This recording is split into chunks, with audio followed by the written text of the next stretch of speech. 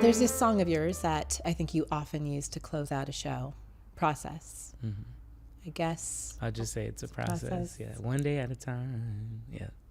So it's a song about loneliness, pain, self-forgiveness, healing. This is the stuff you work on. All day, every day. All day, every day. Yeah, the Healing Project.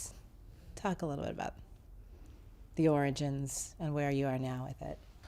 The Healing Project is one element of just many kind of entrance points to my question about what does it mean to be alive right now.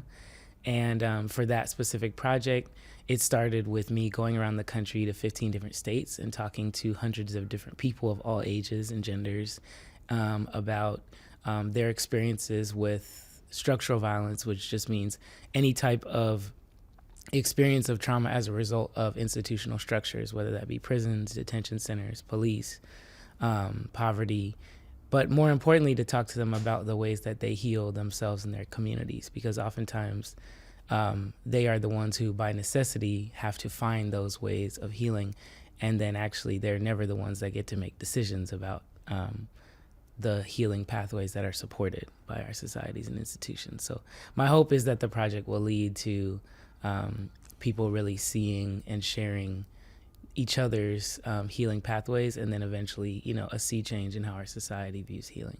Yeah. I've been thinking about this a lot on, I think at the moment, a really internal self-reflective level, just about, I think, the pace of things and the largeness of things and the overwhelm of things, so that we or I have a tendency to put, the moments or the pieces of pain really quickly aside and move on from those, which means that healing never happens. Yes. That's a huge thing for me. Duration is like a big thing. And I work with that a lot in the work too. I like to make things slow for a lot of different reasons. Exactly what you're talking about, which is that there's so many different things, whether it be grief or depression, anxiety, or just a moment in a day where there's discomfort, where, we're taught to, okay, just deal with this for 2 seconds and then put it aside and keep going, keep working, and, or, just be inside of that space with nothing else. And I don't think life is really either of those two extremes. I think life is really just all of it at the same time, and things take forever, sometimes a lifetime to deal with. And then you also counter that with a society that favors spectacle and quickness. And it's like we're in all these places where we're, bombarded with material immediately, like 20 million times a day. And so to be in a context where we can slow down and really be allowed to take our time with things, to me, that's invaluable. Yeah. There's this tendency that I notice in artists who are doing work that is mission driven and that is focused on social justice, to have this kind of self-doubt about that. I'm doing my little song over here, but over there are people who are like doing the real work. But you're doing both things. You're doing your songs and the real work. And also you come by this very honestly, because you come from a family of activists who are actually involved and have helped you so much with the project. Can you talk a little bit about your parents and the backstory? Yes. I love to talk about my family. I'm very honored and proud to be a part of that family and that lineage, and very lucky, to be raised in a context, I think, where I think, number one, I was always encouraged to speak. I've been thinking about that a lot, reflecting on being, growing up, that I was from like 5, 6, 7 years old, maybe even younger. What do you think, Samora? What do you think about these big ideas? And I think a lot of times kids are not like expected to, have anything to say until they're, 10 or older than that. But I was always encouraged to have a voice, always encouraged to, be a critical thinker, to be somebody that has a responsibility to my community and to the world. And like you said, that's because of my parents. They're community organizers, activists, they're teachers, longtime teachers, and scholars, they wear many hats. And they also, in a certain way, are artists. I think they've come into that practice recently, but it's been interesting because as I've started to expand my artistic practice into other disciplines, I've been able to have the fortune to actually have them start to work with me. And my mom was always building altars around the house. And, you know, my dad is one of the first people that introduced me to all my musical influences. So for me, like, everything traces back to that family lineage for sure. And particularly when it comes to the pursuit of knowledge, not just for its own sake, but in order to inform how we can give back to the world, not how we can take, but how we can give. I'm thinking about creativity, self-expression as the same thing, right? So whether you're writing music or just telling your story, to me, that's the same thing. And I always think about this across the spectrum of art. For me, the common denominator is always the pain that's there, the ability to express that pain and turn it into something else and to give it to others. And I'm wondering how that understanding has evolved in you, you know, as you've been working with people who have not had a voice, and for whom the not having of a voice has led to such damage. Yeah, I mean, there's so many levels, and it's a really great like pool to dive into that you know, that conception, because I mean, I'll start with the personal and then get into the second half of that. But personally, I've been reflecting on that because I think there was a point in my life as an artist, and I think this can be common with a lot of artists that are, you know, like in younger times, that I thought that I had to be in pain to make work, because the conception of, or the reality of talking about like painfulness was such a part of the work. And what I'm now realizing in having a healthier relationship to that concept is that healing is not necessarily the same thing as like exhuming your pain all the time. There are many elements to it, but I think that one part of a healing process is to be able to, in a free and like fully wrought space and opportunity, like bring out all of your stuff and really bring it out in a way where it is not it is chaotic, it is messy, like super messy, you know, and you don't have all the answers to what's happening yet, and you figure it out through the work, right? And then the best part of it that extends past that is the community that comes with that, you know.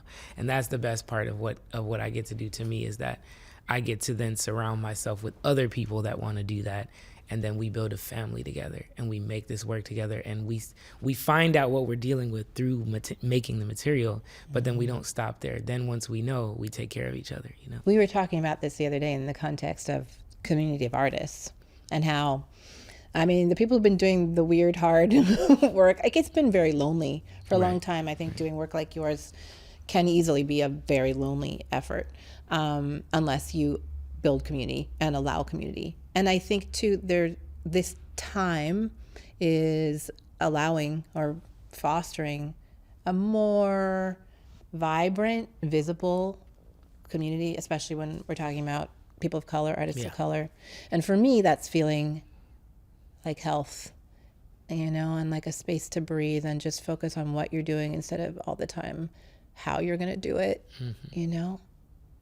Yes, I totally agree. And it's also just like, it gives you more strength to try stuff, you know, it gives you more strength to go for it because you are inspired by other people going for it. You see what they're reaching for, and then you have conversations about those things and how did you do that and what's that up to, and then you collaborate and you make things, you know, and that is that's what, like, that's the engine that keeps me going. And then I think also, which we were also talking about, we're just finding better ways, more ways and better ways to like strengthen each other and kind of start to create a context in which we can fight for each other in like a set of contexts and industries where oftentimes we've been, like you said, very alone, and as a result, very disempowered, because when you're just by yourself fighting, you know, you're not as powerful as when you're together. Yeah. I had a conversation yesterday about, you know, comparing this time to the Harlem Renaissance.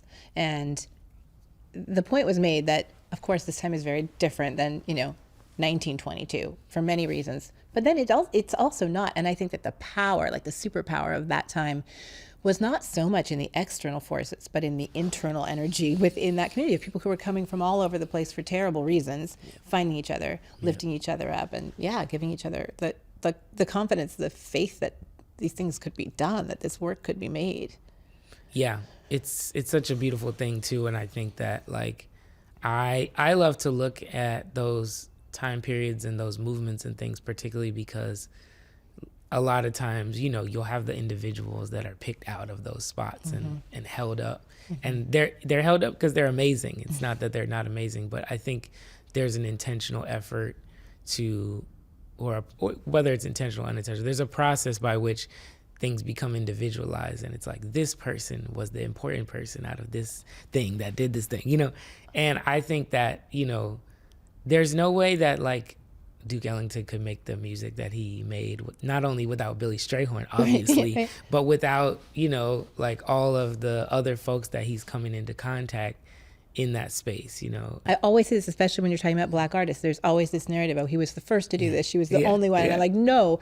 And it's so toxic, and you are so minimizing the work that was done if you're only singling out this one person as this like lone warrior who broke all the walls and opened all the doors. Exactly. So it's so important to understand that. And then to understand that gives you this sense of lineage and knowing where you come from. And you know that you don't have to do anything alone. Like, it's so much pressure to try to start a movement or try to start a new type of music, or like, I don't know, like there's so much pressure to make a change as a self that it feels impossible. And that's because it kind of is. Like, that's not how it works. Like, you make changes, see changes, whether they're musical, whether they're artistic, whether they're political, anything, that those sea changes are made by collectives. Totally. And I wanted to ask you about your song Masculinity, which is addressing a lot of that. And, you know, from the perspective of a person who is a man and an artist who is expressing versions and questions about masculinity. Can you talk a little bit about the song? I was very lucky that, you know, I have a father that is very gentle and very loving, and has taught me a lot about what it looks like to be somebody that subverts many of the definitions of masculinity. But I also think that me and him have had a lot of conversations about how we don't do that, because some of these things are so deep-seated that, for instance, we as men are definitely not taught what communication looks like. We don't know how to communicate. Like, we really don't. Like, you have to learn that as a skill, how to express, you know, and communicate with people. Like, it's such a simple thing. It should be the first thing. That should be what we learn in school, how to communicate. How to tie your shoes. And you know, it's like, how are we thinking we need to learn math before we learn how to communicate? I don't understand. But, you know, so a lot of that is what goes into that song. And then, you know, the song was originally inspired by this book by Bell Hooks, We Real Cool, which talks about a lot of the origins of, you know, the modern ways of being in terms of, you know, conceptions, notions, definitions of masculinity, many of them being rooted in white supremacy, the transatlantic slave trade, you know, even certain governmental policies in the 60s and 70s. She goes into all the details and breaks it down. And I think a lot of times that's where the knowledge is interesting to me, is that it actually makes me understand that some of the things that I experience are not me, if that makes any sense. You know, a lot of times there's like, it's hard to see what the difference is between what is your true essence, what is the ways that you are expressing as an individual person, versus what are the things that you've been taught. And so the song Masculinity is just literally about that. It's literally, the core question of it is, who am I versus who is the person that I'm performing, because I've been taught what a man looks like and feels like, and what they say and what they are defined as. And in certain ways and in certain contexts, how does my behavior reflect that in what I call the quiet moments? Because it's not necessarily the spectacles of violence that are absolutely horrible, but are kind of the only ways we usually talk about masculinity.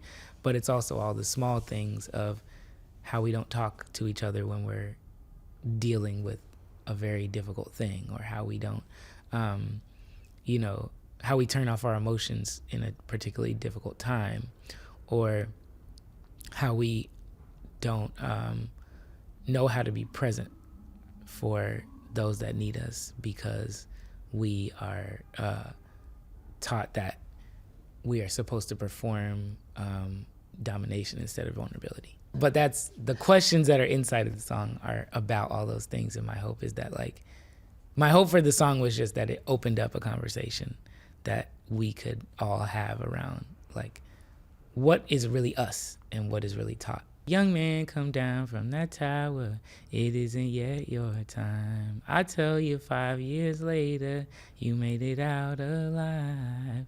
So those parts are like very, very personal. Then there's the pre-chorus says, 'cause you're a man, it's what you do, and it don't matter what you been through. Yeah, you're a weapon. Yeah, you're a gun. You ain't no father. You ain't no son. You might be canvas. You might be paint. Just hide that damage. It fade away. There is something that I want to share with you when we're talking about definitions and like sort of shifting definitions and shifting understandings of what people are and why. I want to say that as this very mixed up person in terms of who I am and my racial makeup, like I think I have a different experience of all of this because I have always been undefined to the whole world and full of questions about, you know, my origins that can't be answered because I lost my dad when I was young. And do you feel the same as an artist and what you can express? It's different, yeah? I do feel the same, not just as an artist, but also because we're both mixed. And that's that's another conversation we have for many hours, which is like a whole nother, you know, identity mind, you know, meld, and just trying to make sense of where you belong in the world is a very complicated question. At least it definitely has been for me.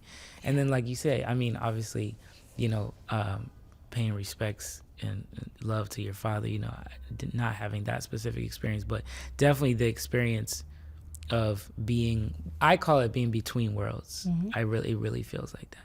It really does. And I think I would not have survived it too well without the expressive outlet that I have in my music. I agree. That was definitely the way I survived it.